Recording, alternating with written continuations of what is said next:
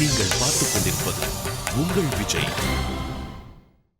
GRT jewellers வழங்கும் மார்கழி வைபவம் goodness partner Arokya milk எனும் ஆன்மீக நிகழ்ச்சியில் அரங்கனின் அடிபணிந்து திருவரங்கத்தில் அழகாய் நடந்தேறிய மார்கழி வைபவத்தின் பிரம்மாண்ட வெற்றியை தொடர்ந்து தில்லைநாதனின் பாதத்தில் சரணடைந்து சிதம்பரத்தில் வெகு விமர்சையாய் நடந்தேறிய மார்கழி வைபவம் நிகழ்ச்சியின் அற்புத காட்சியை கண்டு ரசிக்கலாமா? ஐம்பூதங்களில் சிவபெருமான் ஆகாயமாயிருக்கும் சிதம்பரத்தில் அரங்கேறிய மார்கழி வைபவம். மழலைகள் முதல் மங்கையர் வரை மங்களகரமான மார்கழி வைபவத்தில் இன்முகத்தோடு இணைந்தனர்.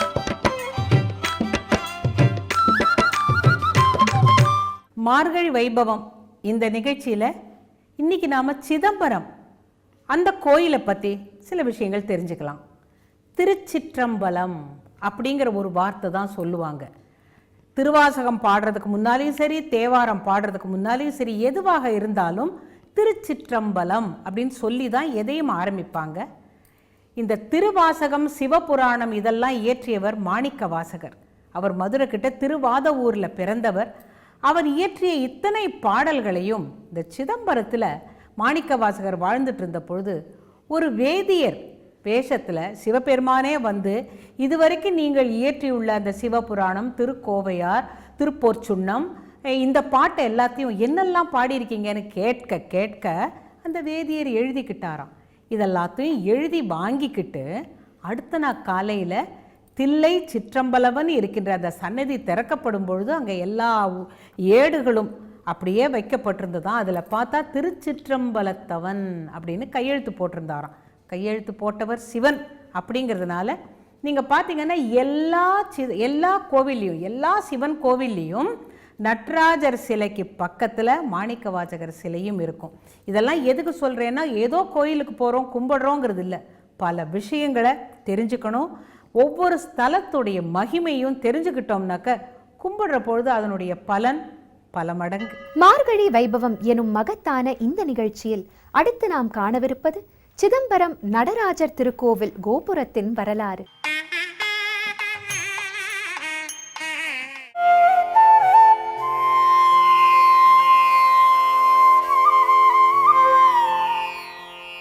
பஞ்சபூத தலங்களுள் ஆகாய தலமாக உள்ளது. சித் என்றால் அறிவு, அம்பரம் எனில் வெட்டவெளி. இத்தலத்தை ஞானாகாசம் என்றும் சொல்லுவர். தில்லை மரங்கள் இருந்தபடியால் தில்லைவனம் எனவும் அழைப்பர்.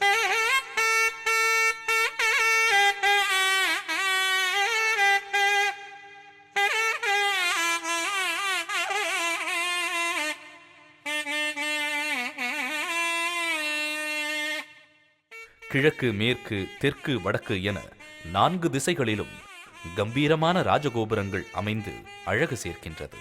ஒவ்வொரு கோபுரமும் 135 அடி உயரம் கொண்டது. 7 நிலைகள், 13 செப்பு கலசங்கள் அமைய பெற்றுள்ளது.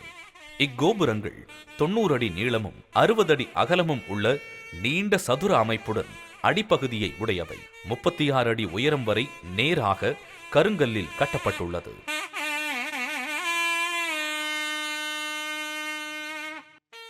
கோபுரங்களின் நுழைவு வாயில்கள் 4 40 அடி உயரமுடையது. தரைத்தளத்தில் துவங்கி 45 அடி வரை ஒரே கல்லால் கோபுரத்தை தாங்கும் தூண்கள் அமைந்திருப்பது தனிச்சிறப்பு. கோபுரங்களில் வியத்தகு சிற்ப வேலைப்பாடுகள் அமைக்கப்பட்டுள்ளன.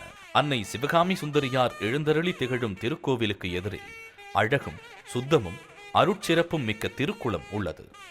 இதனை சிவவடிவம் என சொல்லுவர். ஆயிரங்கால் மண்டபம் அருகே ஒரு தேர் போல கருங்கல் சக்கரங்கள், யானைகள் ஆகியவற்றுடன் அழகமிகு காட்சியாக தூண்களில், கற்களில் அற்புதமான சிற்ப வேலைப்பாடுகள் அமைந்துள்ளன. தீர்த்தம் என்பது சிவகங்கையே, ஏத்தரும் தலம் எழுப்புலியூரே, மூர்த்தி என்பது அம்பலக்கூத்தனது உருவே என்று குமரகுருபர சுவாமிகள் இந்த மூர்த்தி, தலம், தீர்த்தம் 3 நாளும் சிறப்பாக இருக்கக்கூடிய சைவர்களுக்கு கோயிலாக இருக்கக்கூடிய சிதம்பரத்தை பற்றி மிகச் சிறப்பாக எடுத்திருக்கிறார்கள். அப்பேற்பட்ட பல்வேறு சிறப்புகளை வாழ்ந்தது நமது சிதம்பரமாகும். இத்திருக்கோவிலுக்கு சமயக்குறவர்கள் ஒவ்வொருவரும் தனித்தனி கோபுரவாசல் வழியாக வருகை தந்துள்ளனர்.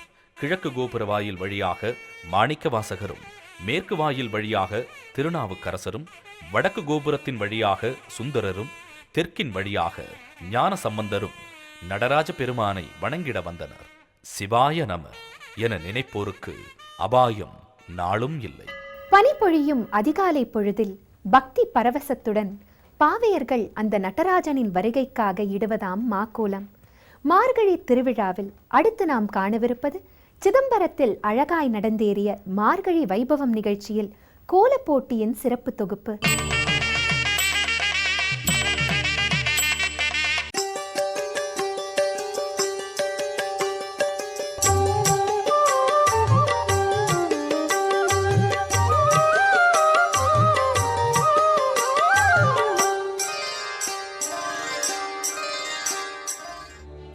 வைகரை பொழுதை வரவேற்று வண்ண வண்ண கோலங்களை வரைந்தனர் தில்லைவாழ் மக்கள். பூவெல்லாம் வச்சிருக்கீங்களே கோலத்துல, நடுவுல வந்து ஸ்டார் எல்லாம் வச்சிருக்கீங்க. அழகாக இருக்கும். அழகா இருக்கணும்ன்றதுக்காக வச்சிருக்கீங்க. இது எப்படி புடிச்சு வைப்பீங்களா? கையாலே அப்படியே விடணும். கோன் மாதிரி நம்ம கோன் வைக்கிறோம்ல கையில. மெஹந்தி கோன் மாதிரி விடணும். மெஹந்தி கோன் மாதிரி விடணும்.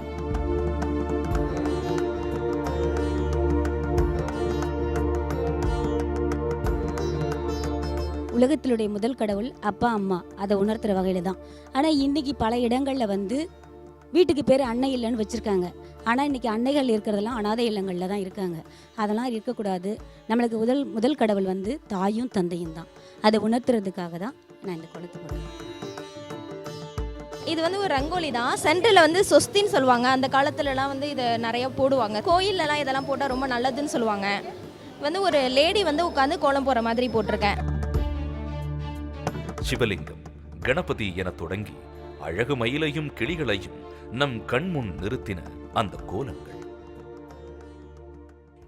குழந்தைகளின் சொல் அழகிய ஸ்வரம், அவர்களின் தெய்வீக பாடல் அந்த 7 ஸ்வரங்களுக்கு அப்பாற்பட்டு அந்த இறைவனையே அடிபணிய செய்யும் உன்னதமானவை என்று சொல்வதே சாலச் சிறந்தது. அப்படிப்பட்ட பெருமை வாய்ந்த குழந்தைகளுக்கான பாட்டு போட்டி தில்லையம்பதி வாழ்ந்து அருள் பாலித்துக் கொண்டிருக்கும் சிதம்பரத்தில் மார்கழி வைபவம் நிகழ்ச்சிக்காக அரங்கேறியது. அந்த அரங்கேற்றத்தின் முத்தாய்ப்பான பகுதி இதோ உங்களுக்காக.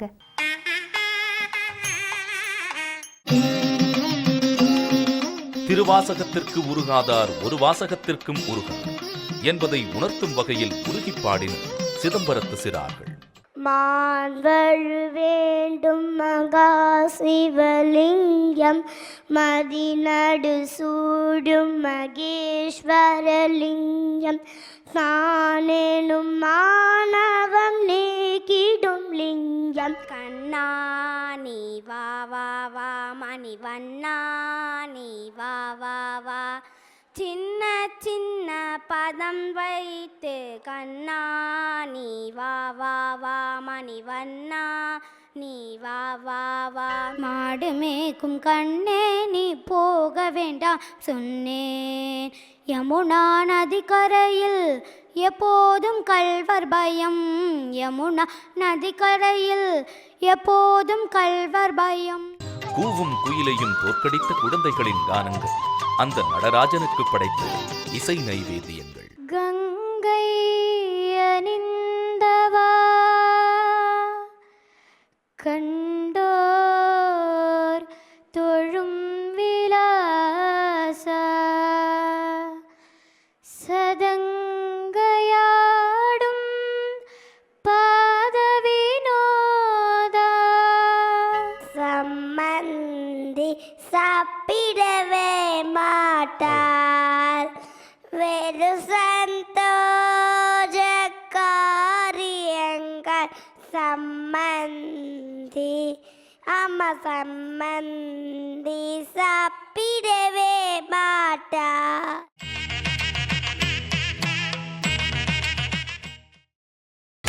நீங்கள் பார்த்துக் கொண்டிருப்பது உங்கள் விஜய். நம் தமிழ்நாட்டின் பண்பாடு, கலை, ஆன்மீகம் போன்ற அரிய விஷயங்களை இவ்வுலகம் அறிய செய்வதில் முன்னிலை வகிப்பது சிதம்பரம். அப்படிப்பட்ட பெருமை வாய்ந்த சிதம்பரத்தில் மண்பாண்டம் செய்யும் தொழில் பாரம்பரியமாக நடந்து வருகிறது. அந்த பாரம்பரியத்தின் சிறப்பு தொகுப்பு இதோ உங்களுக்காக.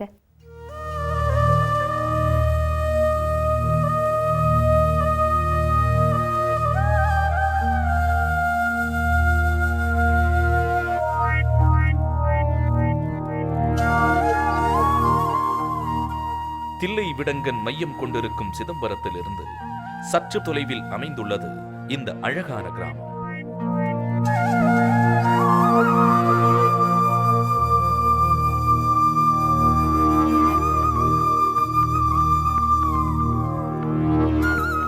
இங்குதான் மண்பாண்டங்கள் உருவாக்கத்தில் சுழல்கிறது இவர்களின் வாழ்க்கை சக்கரம்.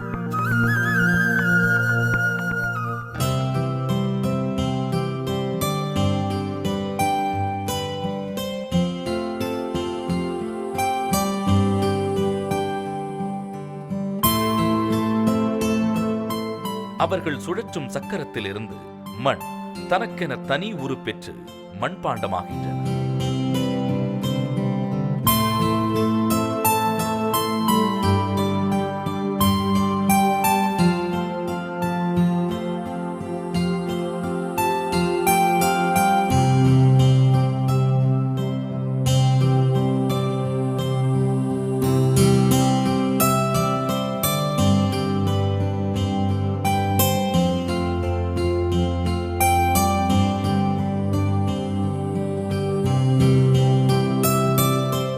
கார்த்திகை மாதத்துலேருந்து நாங்கள் வேலை தொடர்ந்துக்கிறோம் சார்.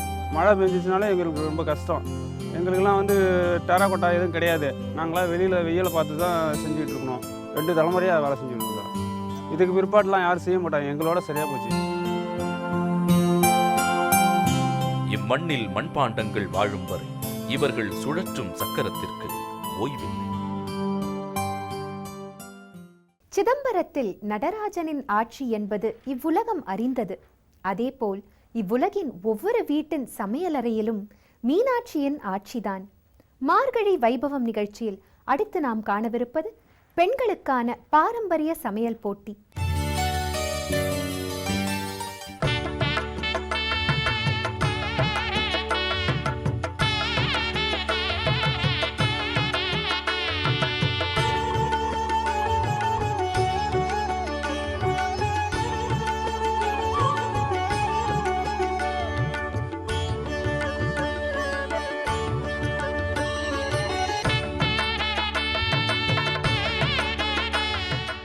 பாரம்பரியத்தை பாராட்டும் பாரம்பரிய சமையல் போட்டிக்காக பல்வேறு உணவுகளை படைத்தனர் தில்லை வாழ் மக்கள். என்னென்ன டிஷ் இதெல்லாம் கலர்ஃபுல்லா இருக்கு? இது வந்து பரங்கிக்காய் சாலட். ஓகே. உருளைக்கிழங்கு வந்து டிஃபரண்ட் ஃப்ரை. ஓகே. இது வந்து ஓமப்பழம்.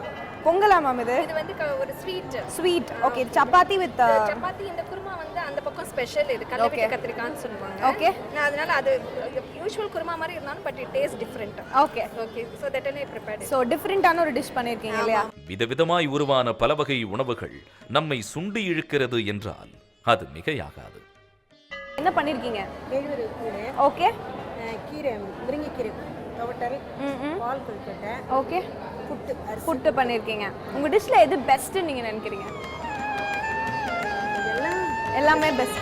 என்ன டிஷ் பண்ணிருக்கீங்க? சண்டிக்கீரை ஸ்ப்ரிங் ரோல். ஸ்ப்ரிங் ரோல் பண்ணிருக்கீங்க. ஃப்ரை பண்ணாம ரோல் பண்ணிருக்கீங்க இல்லையா? வெறும் இலையில ஓகே மாவு மாதிரி ஆட்டிட்டு அந்த இலையை அப்படியே திருப்பி போட்டு அந்த மாவை வந்து ஸ்ப்ரெட் பண்ணிடணும். பண்ணிட்டு அப்படியே ரோல் பண்ணிட்டு நம்ம இட்லி தட்டுல வச்சு வேக வச்சு ஸ்டீம் பண்ணி எடுத்துட்டீங்க. ஓகே. மார்கழி வைபவம் எனும் அரிய நிகழ்ச்சியின் 25ஆம் நாள் திருவிழாவில் அடுத்து நாம் கண்டு களிக்க இருப்பது திருப்பாவை பகுதி.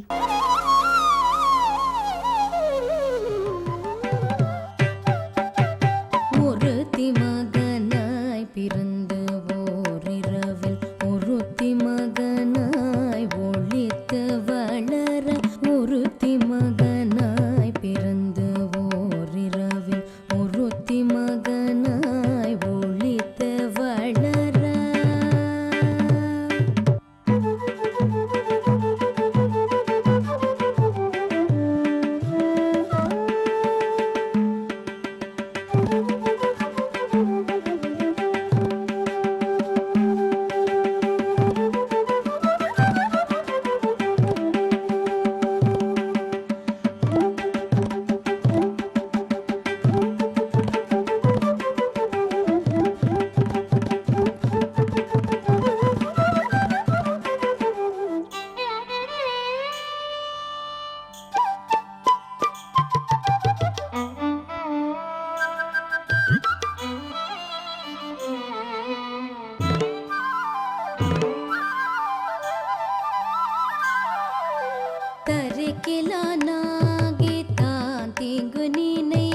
கருத்தை பிழை